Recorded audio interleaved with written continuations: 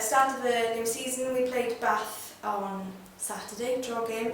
How do you felt the game went in terms of the first sort of run out, playing two teams, and obviously the boys having to adjust to a new coaching setup? Yeah, I think on the whole it was a positive day, Nearest. We picked two mixed teams, based on the fact that our internationals weren't available, and after it, on reflection, I think a lot of the young guys who had their opportunity, most of them, if not all of them, come out of it with a positive light on things. So it was a positive day all round. So I think moving forward, we're a lot clearer on certain players, and we review them for the long term, and that'll be helpful now going into Gloucester. And there have been a lot of changes in the coaching structure, new faces coming in. How does that affect your sort of processes and patterns as a coach who's staying on and making that transition and to the playing side?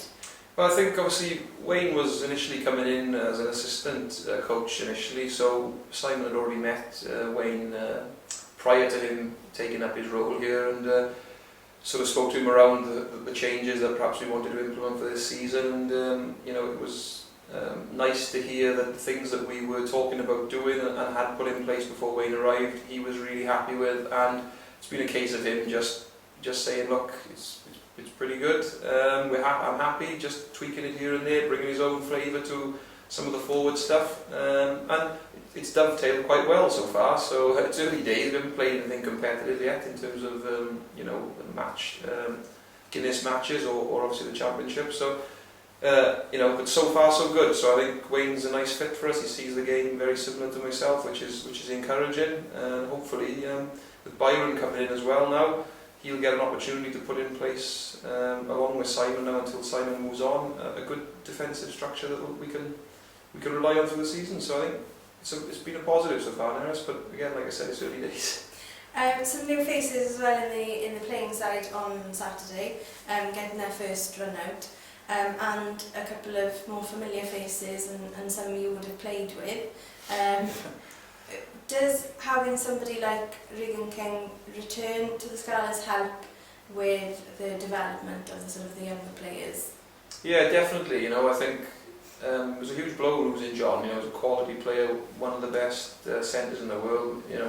And I think the type of player we were going to bring in to replace him was important, not just because of the playing qualities, but the off-the-field influence that they might have on the group. And the Welsh regions have got a lot of youngsters filling up the depth in their squad, so your more senior players become vital in helping to develop those players along with the coaches. So Regan was an excellent choice for us. He'd been here before, he understood a lot of the values of the club.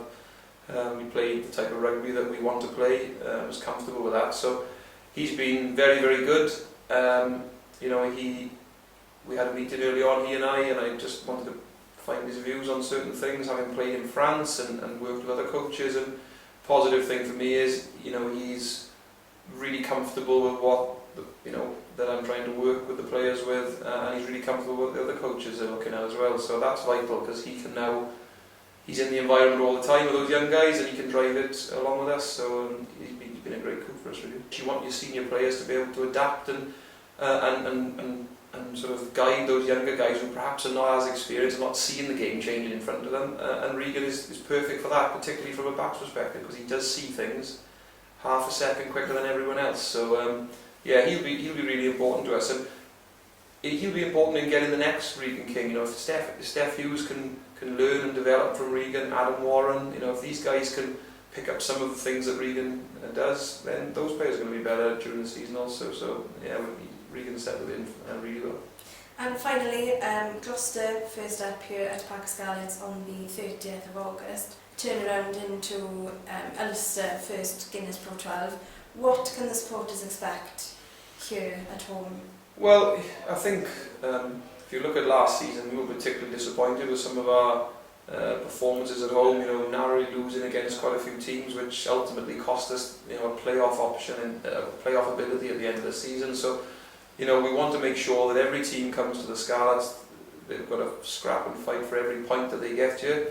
When they've got the ball, and hopefully when we've got the ball, we can play a brand of rugby that plays to our strengths, and also excites the crowd and gets the crowd in through the gate, and get the people who are in the area speaking about the brand of rugby that we're playing, because I think having people, bums on seats and people in the terrace just makes a huge difference as a player. It can just give you that extra 5-10 points that you need having a passionate crowd. So that's the plan. We're working on it. I think the Bath game, if you were down on it, that would have been a little insight to how we're trying to play the game, and having that balance in our game, with defence as well. So we don't have the ball. We're pretty stern and difficult to score against. So we'll see, and Gloucester will be the first test for that, obviously.